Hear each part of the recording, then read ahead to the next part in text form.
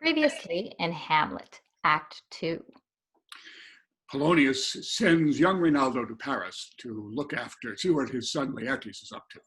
Rinaldo, eager to please his boss, heads out. Ophelia, fearing Hamlet is mad with love, seeks help from her father. Her father, seeing how upset his daughter is and hearing that perhaps the cause of it is Hamlet's unrequited love, takes Ophelia to talk to the king and queen and explain the situation. King Claudius has summoned Hamlet's two school chums, Rosencrantz and Guildenstern, to Elsinore to have them spy on the prince and report back to him. And Queen Gertrude implores the two to find out what's wrong with her son. Polonius, handling a little business, brings the ambassadors in to talk to the king.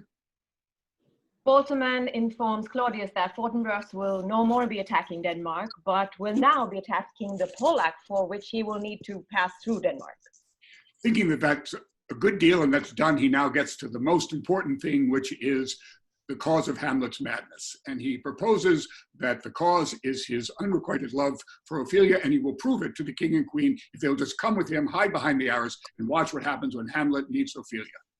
Hamlet, minding his own business, is just reading a book when Polonius interrupts him and annoys him. But he's very excited when that conversation is interrupted by his old friends Rosencrantz and Guildenstern, who he hasn't seen in quite a while. Rosencrantz and Guildenstern assess that their friend looks bummed and admit that the king and queen have invited them there. And they try and lighten his mood by announcing the oncoming arrival of the actors, the players. Hamlet gets very excited when he finds out that the players that are coming are his favorite players ever. And when they actually arrive, he gives a huge welcome to them and asks for a speech straight away from a very obscure play about the Trojan War. The first player happily gives this speech, a moving speech that relates the assassination of a king and the grief that his wife, the queen, has after the assassination.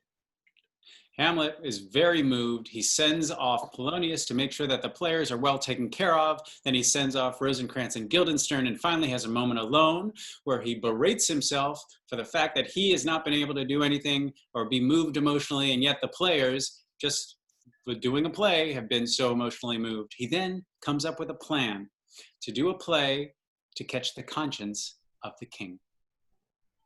And now that you're all caught up with Act 2, please enjoy Act 3, Hamlet.